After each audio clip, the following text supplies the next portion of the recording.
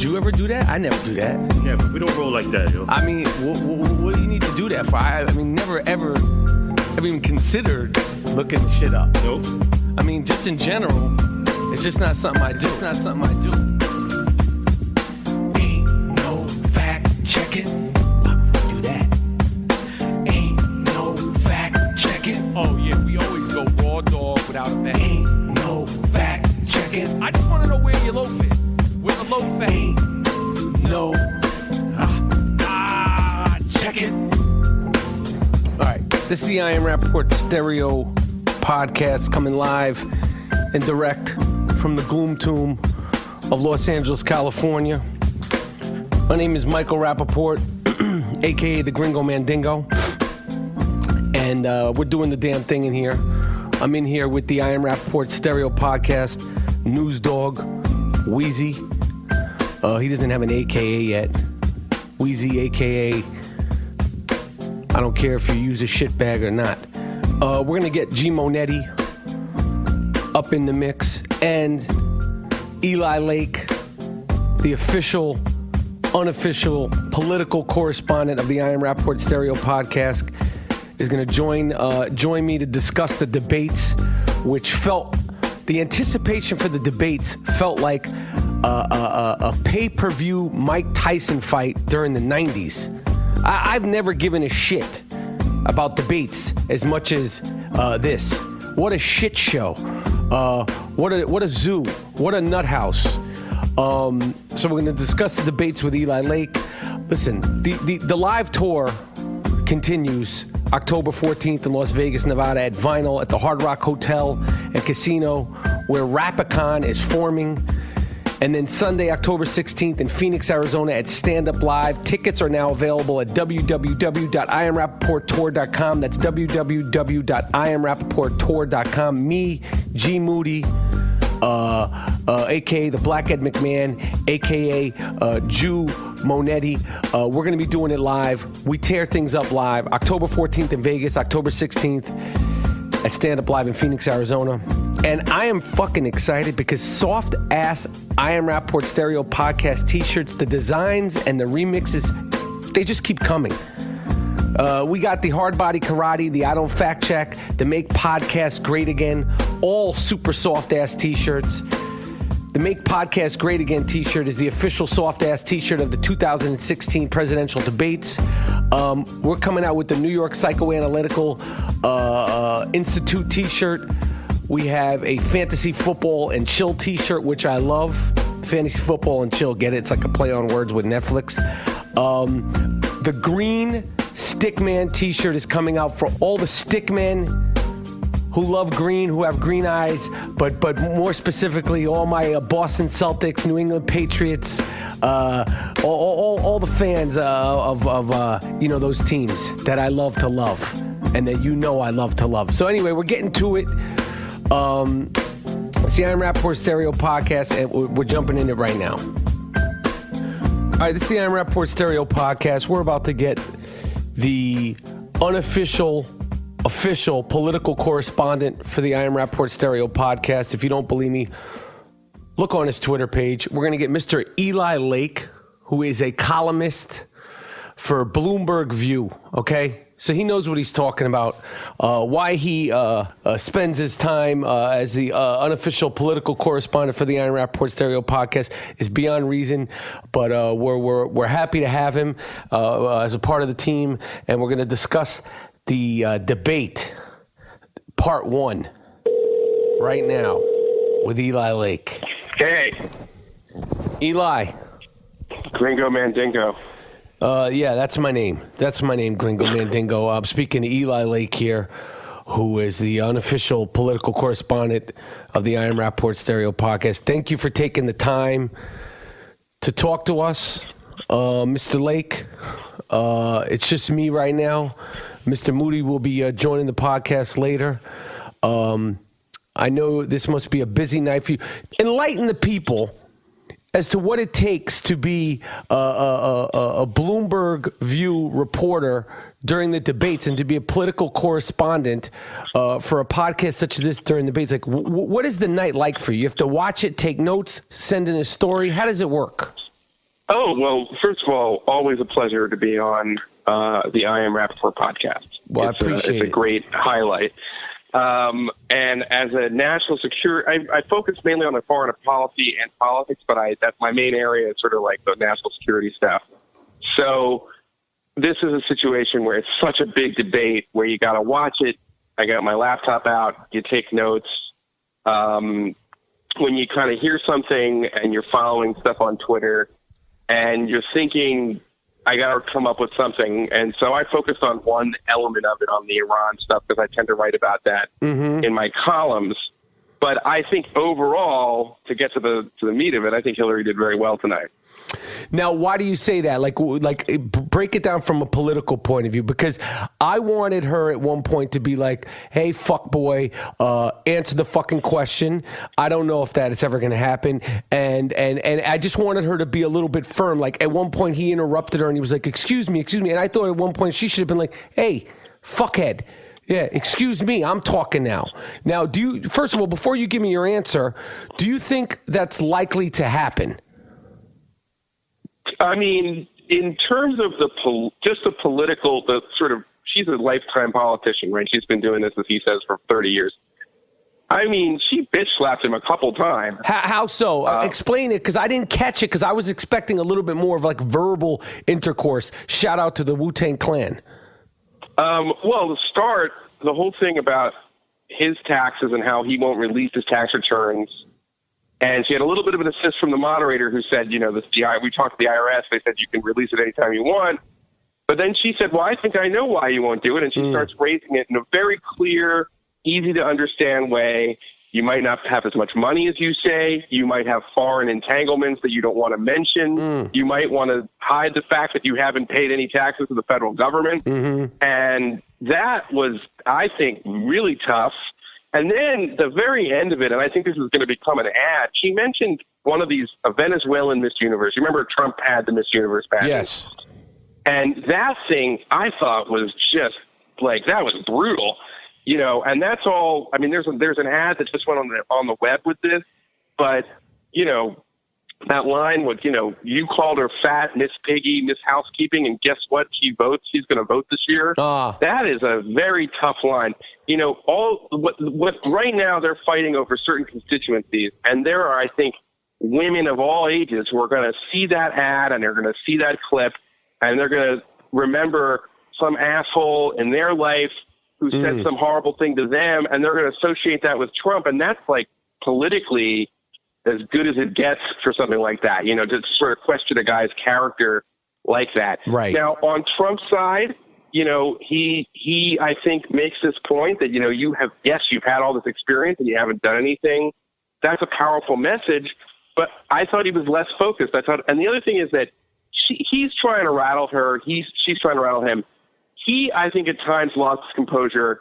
She never really lost her composure. She stayed kind of above the fray. She was firm. She delivered her punches, but she never kind of got rattled there. Right. And there were moments where I think Trump just is not going to understand the intricacies of the policies as much as someone like Hillary Clinton. So there's a little bit of an expectations game. But I think Hillary came off very smooth. And then, I mean, this is a minor thing, but because of that health incident that we saw, which clearly had an effect on the polls, the fact that there was no coughing and that she seemed relatively healthy and she seemed totally in command, that was, I think, another thing to her advantage as well. Right. I agree. Now, what did Trump do well in this debate? It's still crazy to me that I'm even like having to ask this question, that he's actually gone this far. But to be unbiased, even though I am biased, I'm totally biased. I can't stand this fucking guy. I think he's full of shit. I think he's a shit talker extraordinaire. And I say that with all due respect because I'm a shit talker extraordinaire. But I'm not running for president. You know what I'm saying, Eli? So what did he do well in this debate? Well, I think that he clearly is. I mean, so I don't know if he did this well. This is something that, to me, I'd love to hear Gerald Moody on this. Okay. But there was a moment there when they're talking about race, which is a huge issue right now in this election. I mean, we can agree on that, right? It is like a big thing on everyone's mind. Right. And he mentioned Hillary's super predator remarks right? Right. In between saying he would bring back stop and frisk, and then right before he's asked about the birther stuff. And the birther stuff and the stop and frisk is like on one end of the spectrum of, that's on the racist side. But the super predator attack on Hillary was something that was originally brought up by Black Lives Matter. If you remember, they interrupted Hillary's speeches like a year ago when she was running against Bernie, or maybe 6 or 7 months ago, and they would ask her, why did you say this? It's like there's a C-SPAN clip from like 1995 or something, right? And I always thought, wow, this is 20 years old, and, Hillary does have a record on this stuff. I thought it was a little bit, but it's interesting that Trump would basically crib an attack from Black Lives Matter. That to me was like mind-blowing, right? I mean, right. Where's this guy coming from? It's like he really does in some ways defy the traditional divide we have politically. In answer to your question, where did he do well? I thought that, and again, I am not persuaded by this. I just would say that his answer when everybody now says, you went on the Howard Stern show and you said, okay, you support the Iraq war before the Iraq war. Why do you keep saying you were against it? And he gave some other examples. Now, I don't know if they're true because we have to fact check everything, but he claimed to have had several conversations with Sean Hannity where they would debate the Iraq war. And I'm trying to imagine what that was like, right? But he was prepared for that. He had specifics and he sort of stuck to his guns. Even though I think almost everybody now in the media is like saying, wait a second, if we have the tape, and they keep playing it, but he stuck to his gun. So I guess that would be an example where he seems strong. I think overall making the point that he did, which I think is something that will play with certain voters in what they call the battleground states like Ohio and Pennsylvania, that Hillary Clinton supported NAFTA and other trade deals, that jobs were taken away from places like Pennsylvania and Ohio. That's a strong message. I don't know if there's enough people who are going to buy that, though, because I still think Hillary's going to win. Do you think his comments about stamina and her not having the stamina were relevant? Because as far as I'm concerned, Hillary Clinton has the stamina, physically and emotional, of at least 20 to 25 women. Her husband has put her through the ringer when he was president, and then she continues to, work in politics. This thing about the stamina is a joke. She's married to one of the a Hall of Fame stickman, and he's not even dead. You know how hard it is to be considered a Hall of Fame stickman while still living, still breathing, to have that honor, not posthumously. So it's like a new category, right? Yeah, I mean, right. There's not many Hall of Fame living stickmen. Usually that's something that's given when a guy is dead and buried and you look at all the data and the research. You know what I mean? Like, is that Jeter's in that, right? Jeter's definitely in that. But for example, Arnold Palmer, rest in peace, the great golfer. My favorite drink is an Arnold Palmer, even though I think an Arnold Palmer, which is a lemonade. Should be the Tiger Woods. It should be a Tiger Woods. I love that. That was one of my favorite early Rapaport jokes that I love. It should be a Tiger Woods. Yet, after he passed away, all of a sudden, the records and some of my sources told me that Arnold Palmer was a fantastic coxman, a great stickman. Yet while he was alive, he was treated as this dignitary, and he's like the grandpa that you love. Bill Clinton, on the other hand, he's certifiable he's in the Hall of Fame as a fantastic coxman. A great stickman, and this guy and she lived through it. So for him to talk about her stamina, I think it's just not fair. Do you know what I'm saying? Yeah, she had a great answer on that, by the way, too. She said, when you visited 130 countries and did this, and then you had to stand for 11 hours in front of the Congress Benghazi committee, you tell me about stamina. Right. I thought that was a good answer. And the main thing though is that, I mean, the fact that she was poised and calm and clear the whole time was, that was the proof in the pudding. You know what I'm saying? Like she was not rattled by it. He was talking about bringing in Jennifer Flowers and stuff like that. And that sounds like some thing. WWE wrestling shit that he's talking about. Absolutely. No. And this is what I'll give you some real, when it looked like Trump was going to win the nomination, which I credit you and Moody calling before everybody else in the mainstream media. You had it like more than a year ago. You're like, this guy's going to win. Yep. But I'm talking about when the rest of us kind of caught up. But the conversation that people had is when he's on that debate stage with Hillary, is he going to turn to her look her in the eye and say, why didn't you stand up for all those women that your White House smeared after your husband, screwed around on you and like that, and do that kind of thing? Like, how do you answer that, right? And he didn't do it. It seemed like, remember at the end of the debate, he said, there's something I was going to say. It was not nice, and I'm not going to say it. But, you do these terrible things against me. It's like he's threatening it. And everybody kind of knew. But that's what everybody thought, because he's so unpredictable and how she would handle that. But I kind of feel like at this point, I feel like Hillary, this is her moment. I felt she was very much in the zone. I think she performed very well. What about this whole thing about him? He admitted, I was like, whoa. He said he doesn't pay federal taxes. Now I know you're not a financial person, but was that like some sort of did he fuck himself by saying I don't pay federal taxes? I'm smart. He must know all sorts of financial loopholes, don't you think? But did that raise an eyebrow out in Washington? Yes, the whole thing that he's not releasing that stuff raises an eyebrow off the bat. And then there's all kinds of other things. You have to really get into this guy's financials, but he's got real estate all over the world. Who are his other investors? Does he have Russian oligarchs who are close to Vladimir Putin investing with him? Is maybe that why he keeps saying nice things about Vladimir Putin at a moment when nobody else is really saying that, at least in U.S. foreign policy establishment? That's a huge question mark. So the fact that we don't know a lot about this, I would just say one other thing, which I think is an important fact out there.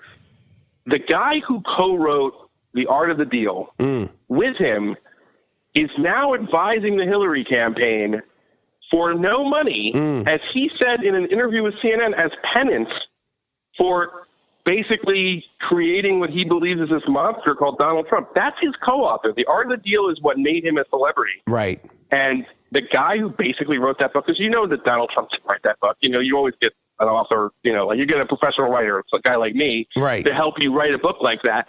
The guy who did that, who spent 18 months with Donald Trump and wrote his bestseller, is like, I can't believe I'm responsible for this. I need to do something. I'm going to go volunteer for the Hillary and give them every piece of information I have to help her win this debate and win this election. Right. Well, thank goodness, because she needs everything that she can. So there's a few more debates coming up, and then there's another one in October, right, in St. Louis? Yeah, there's two. Well, there's two more presidentials, and there's going to be one vice presidential, which will be a snooze fest. That'll be boring. Right. And now I'm trying to get something going, and maybe you could hook me up. You could run this up the flagpole with Bloomberg, because I felt like Lester Holt got pushed around by this guy. So I'm imagining possibly a last-minute change with Danny Aiello as possibly being the moderator. Do you think you could ask Mike Bloomberg about trying to pull some strings to get rid of Lester Holt and bring in Aiello? Because I imagine it being something like this. You cocksucker! I'm running this fucking debate, you motherfucking orange-faced cocksucker! Don't you interrupt me, you motherfucker, you! Now, Eli, I know you just worked there, but I'm saying right now is the time to pull some fucking strings to get Aiello in there. We need Aiello. I think you're right. First of all, everybody, it's so hard to do that. You're never going to please anyone. Everybody was on Matt Lauer, and it's like, enough already. I sort of feel like if you do that, it's like a no-win situation. But if you have a guy that's just, he's not taking any shit. If you have Aiello, people you're not going to see those interruptions. No, because number one, he's, at the end of the day, Aiello's 82. Number two, he's a New Yorker too. And number three, Aiello, even at 82, you're like, if they start fighting, Aiello's going to knock Donald Trump out. So I feel like across the board, it'll work. You need a referee in there who's going to control it. Essentially, a moderator is a referee. You can't have the fighters punching after the bell. Aiello's not going to have, I said fucking stop, you cocksucker. That's what I'm saying. And what I'm saying to you is, Eli, I'm trying to tell you, don't you got a cell phone for Bloomberg? Maybe give me the number. I'll make the phone call. I want to get this done. He needs to moderate at least one debate. So it's on you to think about. I do not have a cell phone number for Mike Bloomberg. An email, something. I'll cold call him myself. I hear you. I think it's out of Bloomberg's head. I think the debate commission already did it, but it is a very good idea. I agree. All right, Eli. I'd like to see that. All right. I'm trying to help you change the world here. Help me help the world. All right, I'm going to let you go. I appreciate you know, your insight. You know, it means a lot to me. It means a lot to Moody, and it means a lot to the podcast fans. Everybody loves you. I'll be checking in with you soon, and we still haven't met face to face. We'll do it. I'm looking forward to it. We'll do it soon, my man. And tell Moody not to worry too much. I heard him on the recent podcast. He was like, "Oh, she's blowing it," and I could hear it. And I'm saying, I think you calm down. No, Hillary's got an organization. I'm going to tell you something about my best friend and the co-host of the year, G. Monetti. He wants Trump to win so he could be like, "See, I was right." And I said, "You're letting your ego, G. Monetti, get the best of you, okay? This is not a time to try to be fucking, you know, card reading, gypsy person here. You know what I mean? So that's what he wants to happen. But I'm going to call him in a minute and get him on here, and we'll straighten him out. And, you know, I appreciate Eli, and, you know, please come back. And the unofficial political correspondent for the I AM Rapaport podcast is an essential part of the team. So I just want to, you know, thank you again, my man. All right, well, it's always an honor and a pleasure. Thank you for having me on again. All right, Eli, I'll talk to you soon, my man. All right, thank you.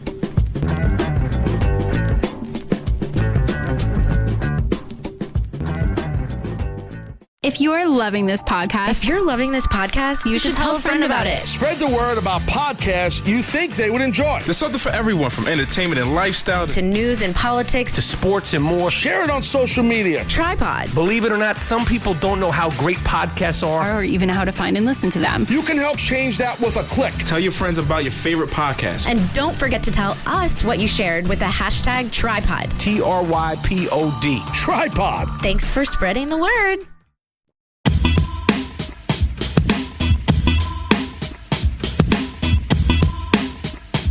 All right, as promised, Jew Monetti is in the house.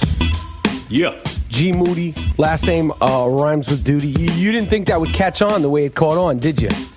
It's like a wildfire, yo. Yeah, you tried to stop it, but you can't fight the fans. You can't fight the fans. They love G. Monetti. They love G. Moody rhymes with duty, and you know, it's bigger than you now. Mr. Moody, how you feeling, my friend? I'm good, man. Everything's good. House is coming along. We're rolling, man. All right, good, man. Good, man. It's good to have you on the I AM Rapaport Stereo Podcast. And I AM Rapaport Stereo Podcast without G. Monetti is just not the same sort of I AM Rapaport Stereo Podcast. For those of you who've never heard the show before, me and G. Moody have been friends since 1982. Officially, we've been podcasting off air since 1982. That makes us the longest running podcast in the business. We don't fact check, which brings us to the first topic. The presidential debates. Donald Trump, you fuck. Among all the other obvious things, you fucking tried to steal our slogan, didn't you little prick? Yeah, I see that. You tried to steal our slogan. The I AM Rapaport Stereo Podcast, hashtag ain't no fact checking, hashtag we don't fact check. That's ours. Anything that's in the world or the lexicon of not fact checking, we own that. Okay? And Trump, the reason why we don't fact check is because we know the facts, you fuck. And we ain't running for president. Does that make sense to you? So we're entitled to not fact check. You, on the other hand, are up there debating to become the most powerful man in the world, and you don't want my man. Who's the guy? Who's the guy who replaced? What's his name? The guy who looks like he's got a mask on. Lester Holt. He tried to say Lester Holt can't fact check during the debates. Why not, D. Trump? You're so fucking smart. You want to pull the wool over the entire planet's nose? Fact check. Let them fact check. There ain't no fact checking here at the I AM Rapaport Stereo Podcast. But once again, this ain't the presidential debates. Yeah, and why doesn't this guy want to be seen as being factual and accurate? That should let people know. This guy's a blowhard, man. Yeah, he's a blowhard. And you know how I know he's a blowhard, Monetti? Because I'm a fucking blowhard. Okay? And I'm a bullshitter. Okay? Again, but you don't see me put my name in the hat to become the president. You follow? Yeah. You follow what I'm saying? This guy's just a shit talker. And I hope that during the rest of these debates, Hillary, you need to bring the ruckus. You need to get on your RZA, your Jizza, your Ghostface Killer, your U-God, your old dirty bastard, your Inspector Deck. You have to bring it to him.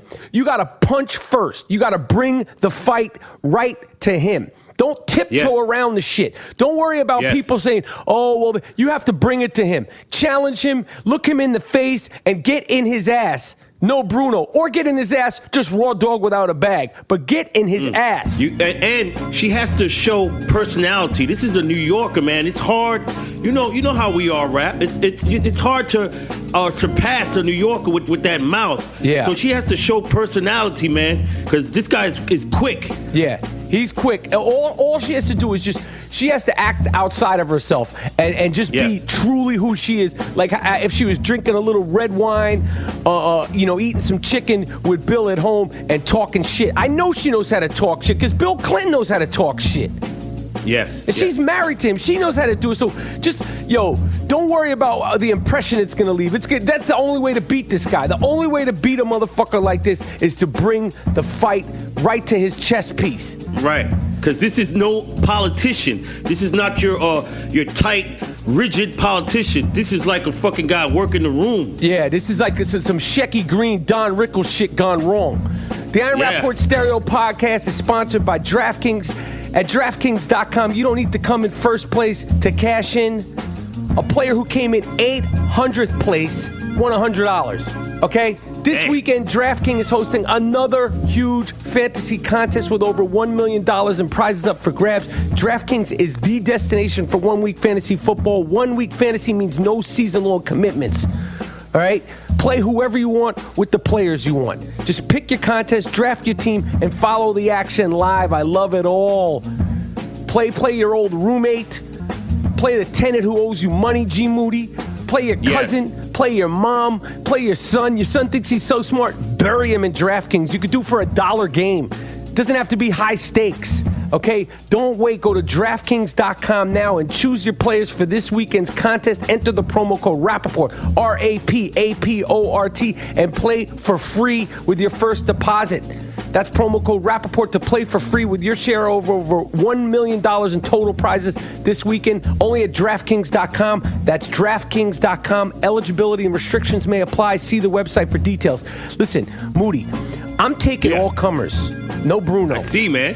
I played over 150 people that wanted to dance with the dingo this weekend. You listen, you win some, you lose some, okay? But you live to dance another day. So the guys who beat me, great, you beat me. I'll be there next week. See if you could do it again. Huh? See if you could go back to back on me. It ain't gonna happen. Very rarely does that happen to me, the Gringo Mandingo. And the people that I beat, I told you I was gonna ruin your weekend. And again, we're not doing it for high stakes. Yes, some asshole, no disrespect, he took me down for $500, Moody. It hurt. Wow. It hurt bad. It hurt bad. But I won more than I lost. Okay, I'm playing 150 people a week thus far. I'm dancing. I'm doing the salsa, square dance, break dance. Every single kind of dance you could think of. I got people in there twerking. I'm twerking. We're doing it all. Okay, but I don't back down from any dances. Any opportunities to dance with the dingo. Come on in the monkey cage. Moody, I want to ask you about this. What's up? Because I really think that in this day and age, you can't win. You just can't win. With all the injustices and everybody's eagerness and willingness to speak out, good, bad, or indifferent. It doesn't matter who you are. You can't win. You can't. You just can't win. When my man Jesse, what's the actor's name? Jesse Williams. My man Jesse Williams. He spoke out at the BET Awards. He gets shitted on because he's mixed race. This one, he speaks out. He gets shitted on because he's got one arm that's longer than the other arm. Now, I've talked a lot of shit about LeBron James. We know this on the court. I got my issues with him. Obviously, I respect the crap out of him. But the NBA training camps opened. And the press conferences opened, and LeBron James gave a very candid, very honest, very impromptu, off-the-cuff statement about how he's feeling about everything that's going on in the country, and all the injustices with the police, the bad police, and the black men being gunned down in the street. And he said, I am going to stand for the national anthem. That don't mean I don't respect or don't agree with Colin Kaepernick. He said that he absolutely respects and agrees with Colin Kaepernick. I choose to stand during the press conference. He already went on to say, he talks about his son being 4 years away from driving his own car. And he said, it's scary ass shit. He used those words. It's scary ass shit. It's a scary situation. He was very honest and candid. And now, after saying that, also donating, I think, $50 million to get kids in college. And this is the only donations that we know about. Now, all of a sudden, LeBron James, this is stuff off the internet. I'm quoting. He's a coon. He's Uncle Tom. He said that all lives matter. And that because he said that, these are the things people are saying. He doesn't care about Black Lives Matter. You can't fucking win. And I love Muhammad Ali. I love him. And I would say I'm an aficionado. I don't know everything about Muhammad Ali, but I know a lot. Not everything Muhammad Ali said was great. If you go back and look at all the tapes and all the interviews, he wasn't always saying things that would even be acceptable in today's day and age. And this is coming from somebody he's like, I love him just as much as everybody else, and he means as much to me as everybody else. But it's like, if he was being judged back then on Twitter and Instagram and fucking social media, the way people are judged instantaneously by billions, literally billions of people on social media, Muhammad Ali may not have been able to do what he did. It's like, there's no game plan for being emotionally concerned with what's going on in the country. And you have these cameras on you, and they dissect every beat, every way you say things, everything that you say, the tone in which you say it. Are you smiling? Are you not smiling? Fuck you. Right. Fuck you. And these are all coming from keyboard karate, keyboard activists who do it from the sideline, who never have done shit. And I don't care what color you are. They criticize every single thing. And I do it too. But in regards to this social injustices and the deaths and all this stuff, there's no right way to do it. What Colin Kaepernick is doing is fantastic, and it's brave, and it's ballsy. That doesn't necessarily mean it's the end all be all, and it doesn't mean that what LeBron James is doing, not standing. And then at the ESPYs, him and D Wade and Carmelo and who was the other? It was 4 dudes and Chris Paul. They all spoke out about Black Lives Matter, and now all of a sudden people are discrediting that. It's like, you can't fucking win. You can't fucking win. And this is coming from a guy who I beat the shit out of LeBron, as a player. But like, You just can't win these day and age. I'm thinking as far as my social media shit, I'm gonna just keep it fun and funky, because anything you say, it's like you say about what's going on in Charlotte, then you're this. So you say about what's going on this. Fuck all that bullshit. I'm just keep it fun and funky. Keep Aiello in people. Fuck it. But as I saw what LeBron said, but it's like as a black person, he's up there. He needs to explain why black people are saying Black Lives Matter. It's very simple. It's because we're saying that. It's because it seems like it doesn't matter. Go ahead. This is why, and that's why you don't have to qualify that with all lives matter. Of course, all lives matter. But who are the people mainly getting gunned down in the street, and the cops get paid administrative leave on that? Who are the people? Is it Indians? Is it Jews? Is it Irish? Then if it's all of us like that, then you say all lives matter. But since it's only one group, then you have to say, Black Lives Matter too. You can't just kill cats in the street and then to see the cop not indicted and get a paid vacation. So it's happening to only one group. in the papers every fucking day. You see it. So when he's up there at the press conference, he's qualifying with All Lives Matter. Yo, that's where people take offense. Yeah, but it's black people getting killed today, yesterday. I didn't see no other group. Did you see a Hasidic man unarmed shot down in Brooklyn? No, it's one group. So this is why they're saying, and they try to change it and turn it around as if we are saying, our lives only matter. Get the fuck out of here. They know what it is. They're trying to misconstrue the point to demonize those people in the streets. That's what they're doing. I totally hear all that shit, but this is what I'm saying. Like I said earlier, it's like when they said, when him, D-Wade, Chris Paul, and Carmelo spoke out specifically about Black Lives Matter at the ESPYs, that was great. It just, I'm saying, it's never enough. It's never 100. You're never going to satisfy everybody. With literally all eyes on you, you're never going to satisfy anybody. What you just said, that's good shit. That won't satisfy everybody. You know what I mean? But I understand. But I'm just saying in defense in terms of like the being in the spotlight like that. Like it's like I said. I've seen. I'm telling you. I think I've seen every single Muhammad Ali interview. And he said some wild shit. He said some wild shit. And this is coming from someone like that is my heart and soul as far as somebody who I love, just like plenty of other people. But he said some wild shit, and it's like there's no.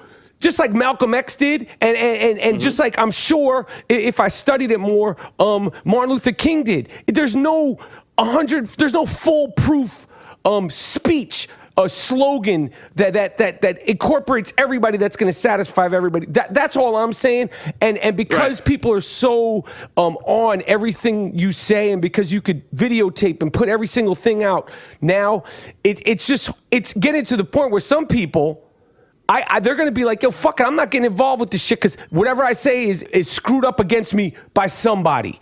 I'm just saying in terms of that. I'm not saying what he said was perfect or what he didn't say, wasn't necessary. No, I know. I'm just talking about in terms of being in the public eye. Like it's hard to satisfy everybody with every single. If you haven't written something down and literally fact checked it through and through, and you're just going off the cuff at a press conference to start the NBA season.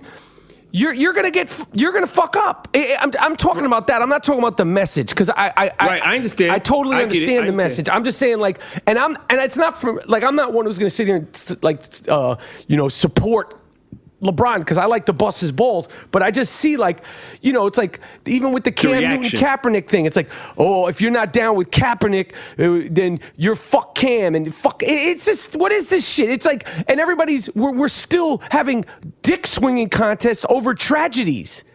Like this tragedy is more important than this tragedy, and that tragedy is more important than this tragedy, and this is happening more now than it. They're all bad. They're all tragic. They're all terrible, and everybody with a heart and a soul and a pulse, in however kind of fucked up way you think, nobody wants to live like this.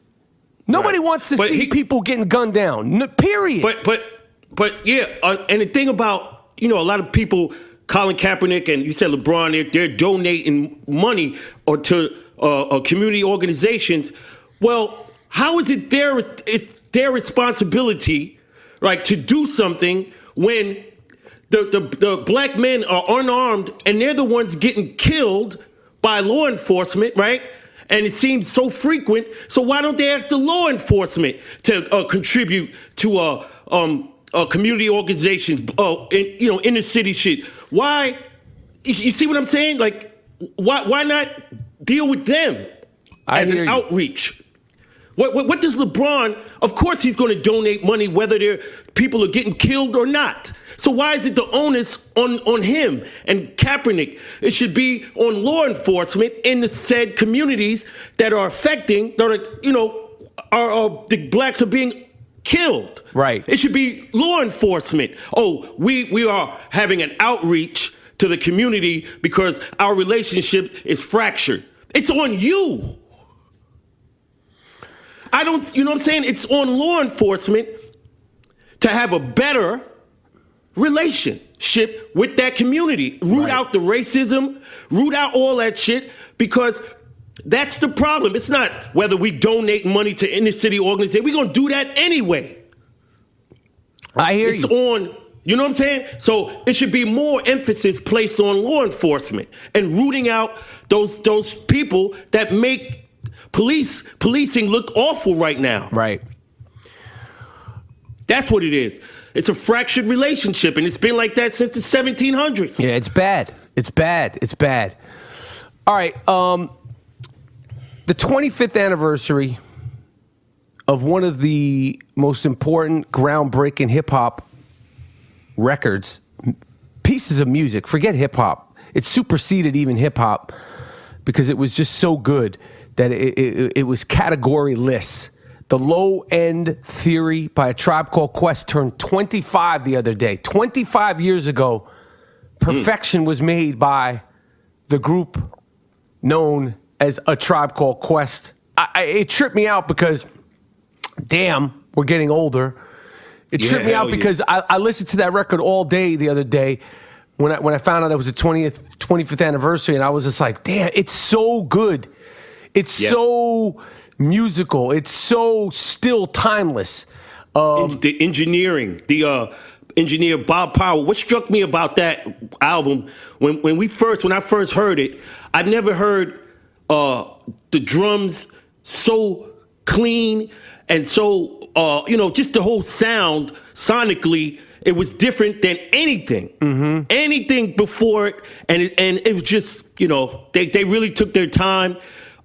Q-Tip, kind of like a genius on the music side with the samples, and having a great engineer that made that sound timeless, man. Yeah, it's fantastic. And Bob Power, I think because, Tribe name dropped him, particularly on that record, they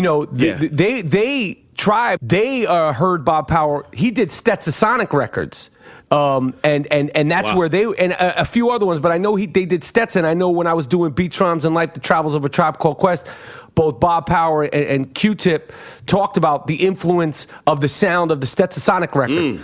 So I'm sure everybody's heard that record, The Low End Theory, Excursions, Bugging Out, Rap Promoter, Butter, Verses from the Abstract, Show Business, Vibes and Stuff, Infamous Date Rape, Check the Rhyme, Everything is Fair, Jazz, Sky Pager, What, Scenario. I mean, first of all, the emergence of the great Phife Dawg, You Must Go Solo verse of Busta Rhymes on Scenario, the Scenario remix. This is a perfect album. And it came out in 1991, and it's literally like some Beatles shit. Like, it's like some Rolling Stone shit. Like, it will never go out of style. Like, it'll never not be dope. It is true perfection. If you don't have the record, get it, listen to it all the way through. I've heard a bunch of remixes, that people did. There's this guy named Chris Reed.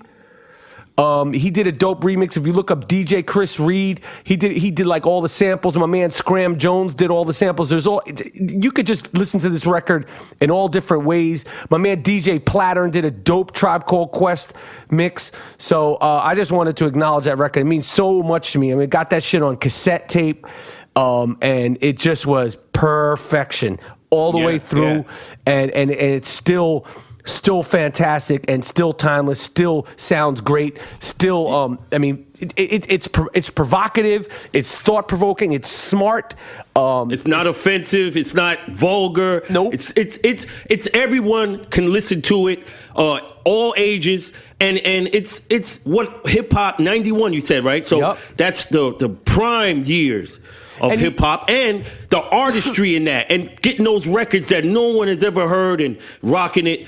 Shout out, another salute to Q-Tip, the late Phife, Ali Shaheed, Jerobi, all them dudes, man. They killed it. Good one. They killed it. Yes. And Skef Eslam, he gets props too.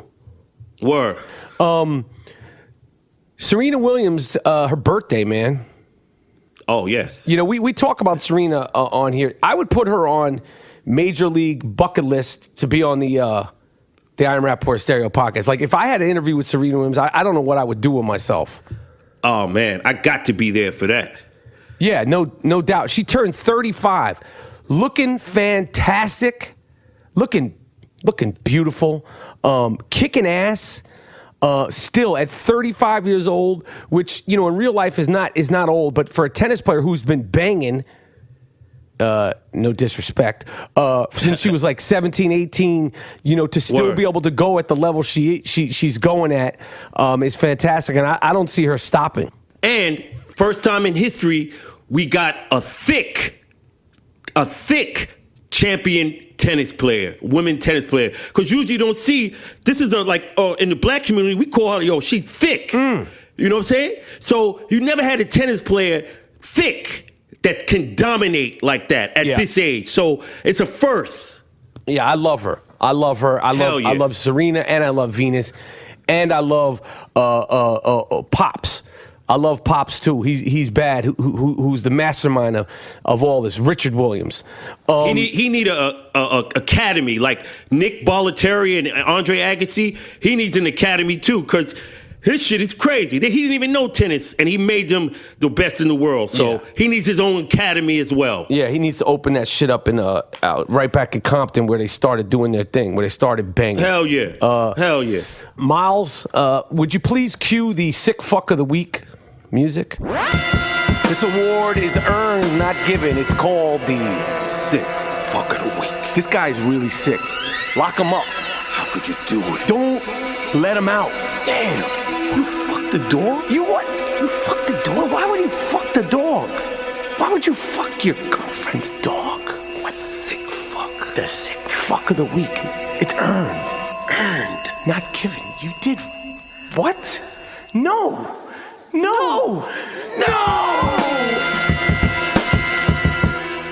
The sick fuck of the week is an award that's earned.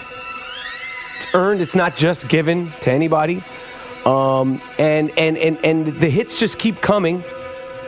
I got two.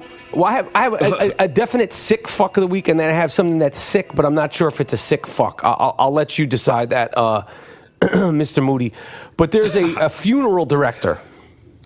The guy who, he gets the funeral ready and the procession, and it's a very important job if anybody passes, a funeral director. Right. The funeral director took selfies with hearses, open caskets, and other things that's going on, in funerals. And he's going to be fined. This is a sanctioned job. This sick fuck, I don't think he could go to jail, but he might not be able to be a funeral director anymore. And I'm asking you, why would you do that, you sick fuck you? Why would you want a selfie with a hearse around caskets and all that? Why? What do you like about that? You know what I think it is you like about that? You can't articulate it, which I understand, because you're a sick fuck. Yeah, no doubt. The second, but I'm not sure about this. I wanted to see what you think. I'm not sure if this is just sick or it should be yet another sick fuck. A blind lady had her son's skeleton in her home for 20 years. Now, they're saying because she was blind and she was also a hoarder, she might not have known it was there, but I smell bullshit. I feel like she did know it was there. Of course. And they're not sure because she's blind. She's using the old, I'm blind trick. That doesn't get you out of every situation, lady. What do you think about this? Just your instinct, your gut instinct. Did she know the skeleton was there? Should she be considered a sick fuck or just sick? Just sick. Because you can smell the flesh, right? She was there when the person died, I guess, so you can smell it. So I don't know. If you're saying she could smell the flesh, then that means she's a sick fuck. She knew the person died. It's like she did not know that the person died. You knew he died. Right. Just because you're blind doesn't mean you don't know he's not there anymore. It's not like he's playing like hide and go seek for 20 years. Yeah, that's a borderline. Okay, well, we'll have to let the people decide. So please, people, let us know. We're easy to find. Facebook. We're on Facebook, by the way. I'm on Facebook, Michael Rapaport. The I Am Rapaport's on Facebook. I don't name drop Facebook a lot, but you do know I'm easy to find on Instagram and Twitter. I don't know if any of you have seen my Snapple commercials that are all over the internet, YouTube, but I'm very proud of them. And they look good. They're so good. I love them. I have to say I think they're funny, and I hate myself. So if I say that something I'm doing is funny or good, trust me, I've ran it through the ringer of self-hate, and they are good. They're funny, and I'm really proud of them. And, Snapple came through and gave the Snapple's number one fan, me, Michael Rapaport, an opportunity to articulate and express my love for Snapple, and we dropped new teas, 2 new flavors, okay? 2 new flavors, a red tea and a blue tea, okay? And I really love the commercials and all that. What else is popping, Mr. Moody? I see KJ, Kevin Johnson, former Phoenix Sun. He's the mayor of Sacramento, his hometown. Yeah, he's wild. And he was, it was just some rally, and a guy threw a pie in his face.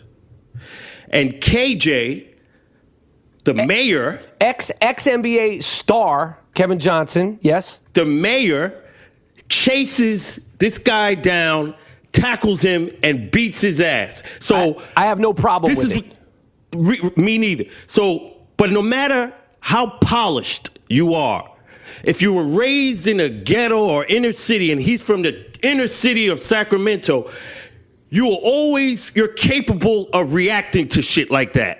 Right. He can never be president.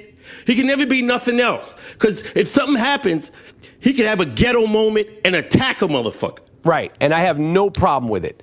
KJ, you don't need Secret Service or none of that shit. Yeah, Kevin Johnson for president, number one. Kevin Johnson to get reelected as mayor of Sacramento, and I hope if somebody ever throws a pie in my face, I'll have the wherewithal to chase them down and crack that ass real proper also. Yes, way to go, KJ. Yes, congratulations. Speaking of another Kevin Garnett retired from the NBA. 21 years in the NBA. One of the most prolific basketball players ever. Probably the one of the greatest shit talkers who never backed it up in terms of fighting ever. No one ever talked as much shit as him and never won a fight during the NBA. Aside from that, his career is seminal, one of the greatest power forwards, arguably the greatest power forward of all time, Tim Duncan, Karl Malone, certainly in the top 5 greatest power forwards of all time, and one of the biggest shit talkers who never backed up anything ever. But good luck to Kevin Garnett. I remember meeting him. I don't know if you met him at the Higher Learning premiere party.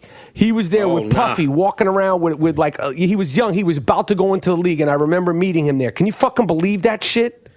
Damn. The Higher Learning premiere party. We were out that night. Everybody in New York City was there. Puffy was there. I remember Biggie was at the actual premiere, but he didn't go to the after party. It was a great night, and Kevin Garnett was there. I feel like he didn't go to the premiere, but he was definitely at the after party.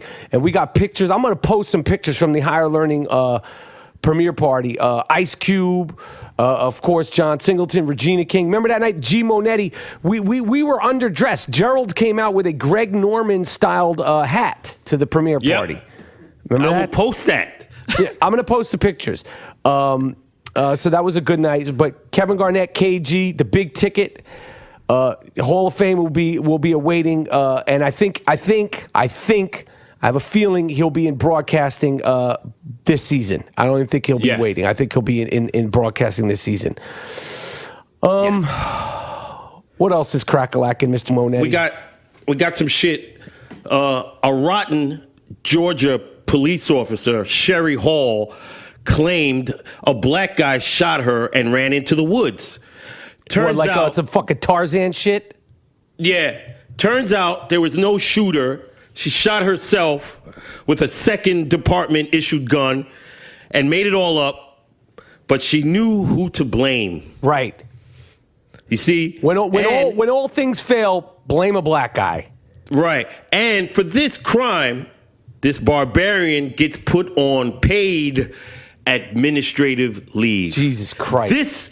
This is why this has to be changed. Like when you a cop and you do some crazy shit like that, you should no longer be a cop. Period. I don't want you as a desk cop,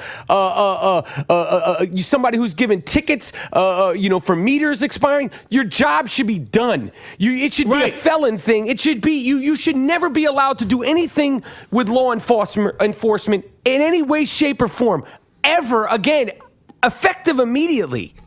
Exactly. I don't understand. See, this is why people are going crazy, because it's like basically, it's get to a point where motherfuckers, the cops would be like, if I kill, it's better than overtime. Right. I get a vacation and shit. Right. You know what I'm saying? It's bad. It's fucking bad. It's bad. It's bad. The video in Charlotte stopped my heart. Like my heart skipped a beat. Like you can't. There was a gun. There wasn't a gun. The gun was in his ankle.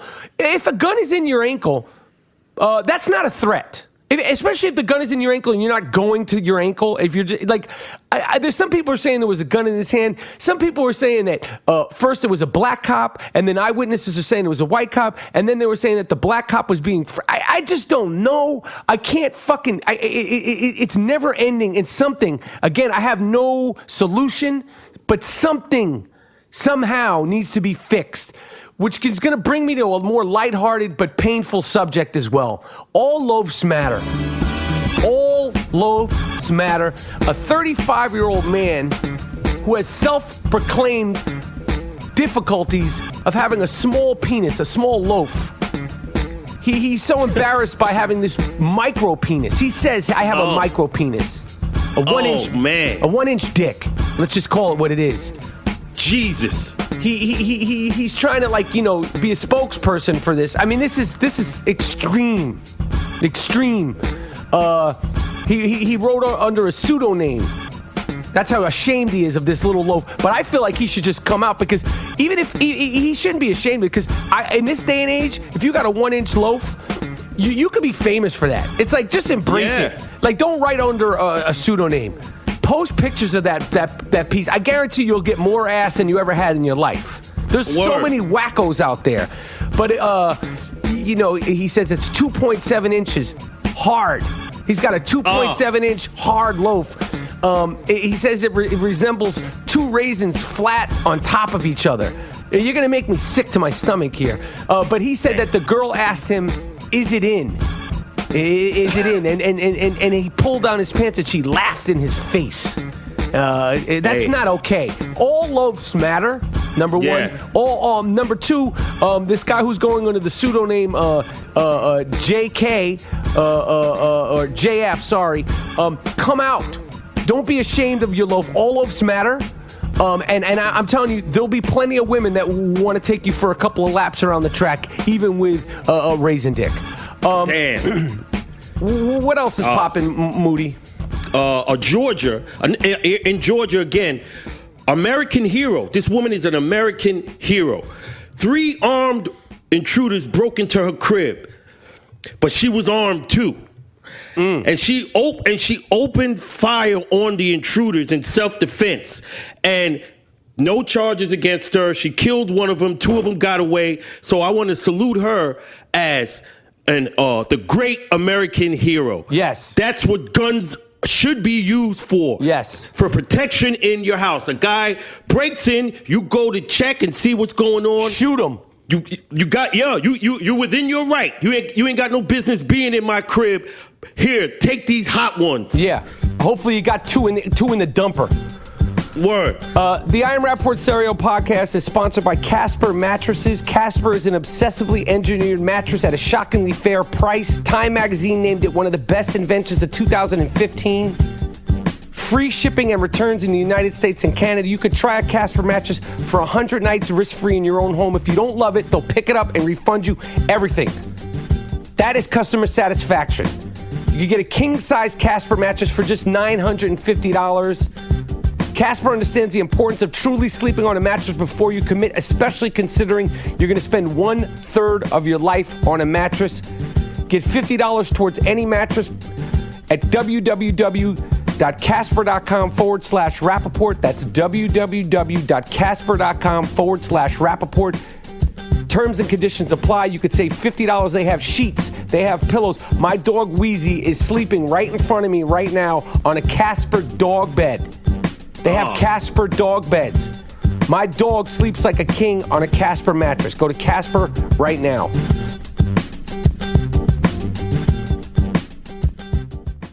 Play.it is your new podcast network for award-winning news programming and #1 sports brands to entertainment and business leaders. Welcome! We're gonna make you laugh. We're gonna make you think. Give you that news and information. Pop culture, reality TV. What's happening in business today? Relationships, dating. The biggest names in sports. Play.it is delivering storytelling at its best. You want to see something entertaining? Tune in. Hear what you've been missing at Play.it.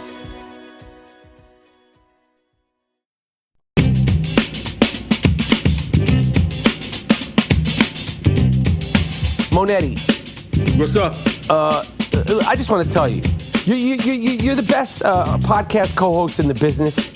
We're putting the F back in the podcasting, the fun, the love, the guts. I also just want to, I'm trying to save most of my fantasy football talk for the fantasy football follies, which even if you don't love fantasy football, it's still us talking shit. But this week, I got to tell you, G, I'm playing Gorilla Face. Gary Delabonte. Yes. A.K.A. Fafa Fui, A.K.A. No Good Gorilla Mouth. And I want to get him bad. I want to take this fuck down. I want to ruin him. Rapaport's Delight, A.K.A. That Thing's Big, A.K.A. There Will Be Blood, A.K.A. Make It Stop, is dominating the Stern League. Okay? And I want him. He's a pompous monkey face. Okay, I'm 0-4 against this gorilla, but I feel like this week, this Sunday, even if you're not into fantasy, please just send some fantasy football thoughts and juju my way, because I need to take this monkey down. I need to jump on that hairy back and grip it with two hands full of fucking monkey hair and ride him into the ground. So please, just anybody who's watching football this weekend, starting this Thursday and then Sunday and then into the Monday night game, just think about me and send some good feelings my way, because I can't face this animal after taking a defeat. Do you understand, G? I hear you, man. Go get him, man. Thanks. Thank you. It's now time for the I Am Rapaport Stereo Podcast Truey segment of the week. Truey is an app, which I love, Trueey. You could get it up for your iPhone. It's a great conversation starter. It's great for parties. Instead of going up to some girl or some girl going up to some guy with some bad pickup line, open the Truey app and start a great conversation. It poses questions, and then the people take a poll on how they feel. I'll pose the questions for Monetti today, and you could throw the answers back to me, G. All right. First question. I know the answer for this for you, but I'll see what the people think, because this isn't just about you.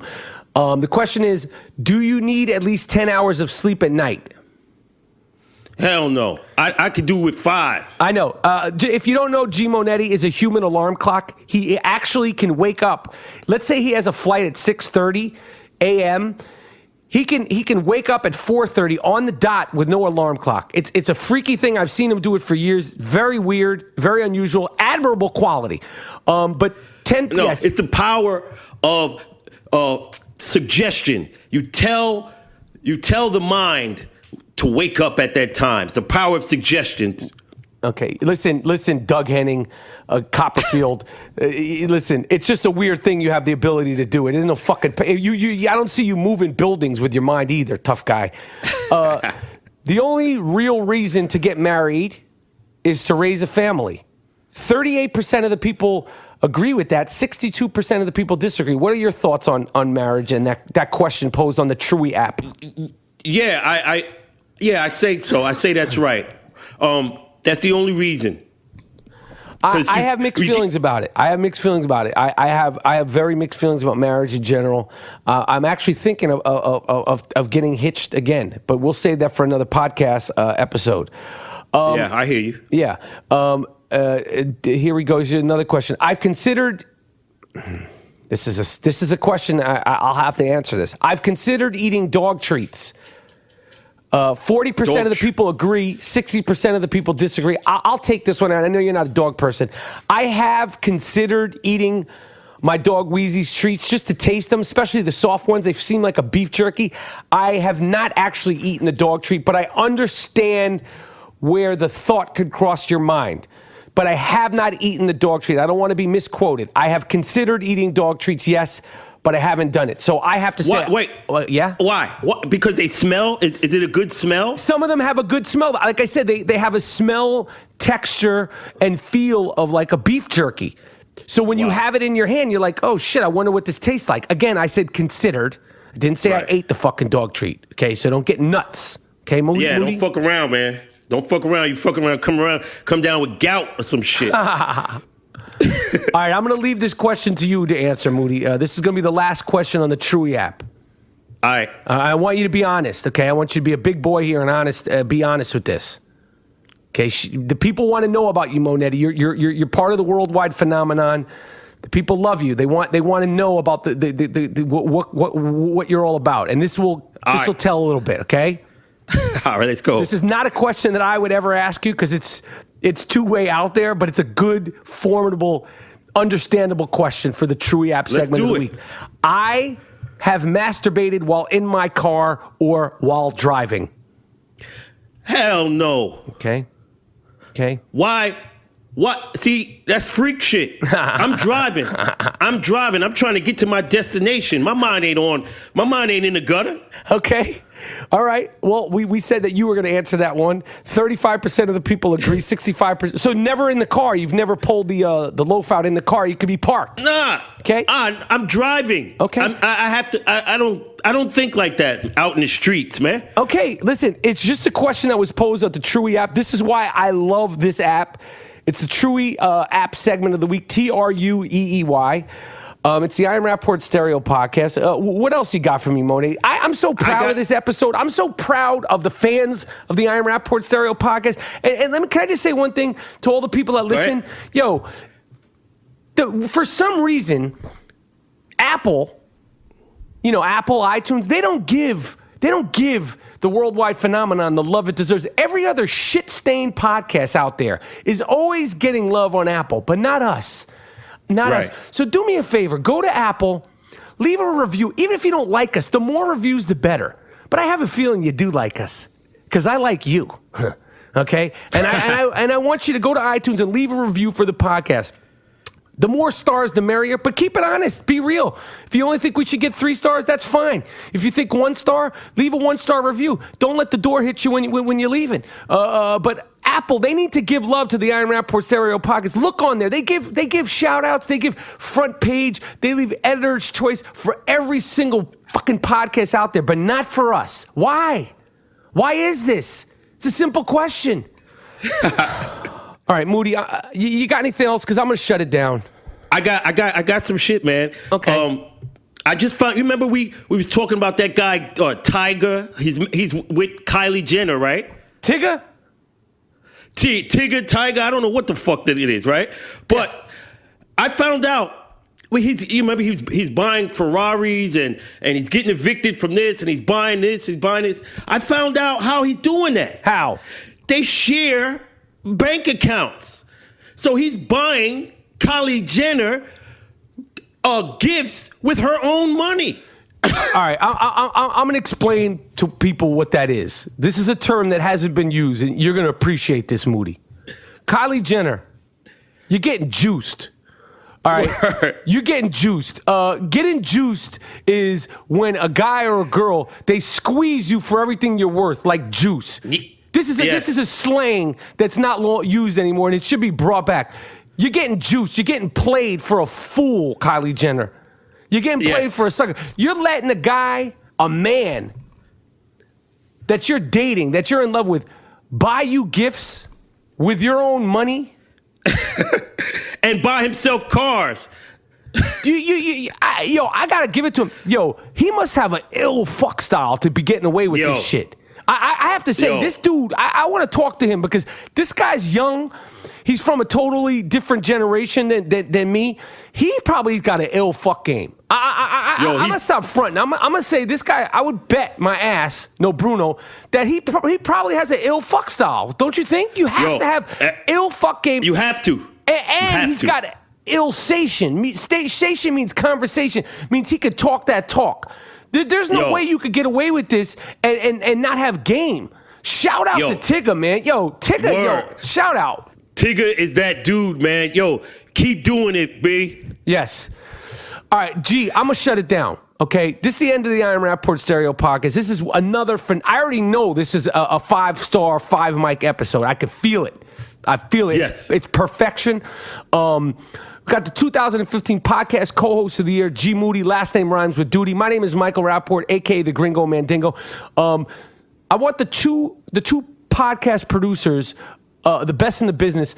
I want to go out on some suede front. Moody just made a beat called Suede Front. Let that rock. Let it rock. Turn it up just a little bit. We have the best beats in the business. We don't fact check. I am the Gringo Mandingo. This is the I Am Rapaport Stereo Podcast. Thanks for joining us, and we'll be back with some more fire real soon.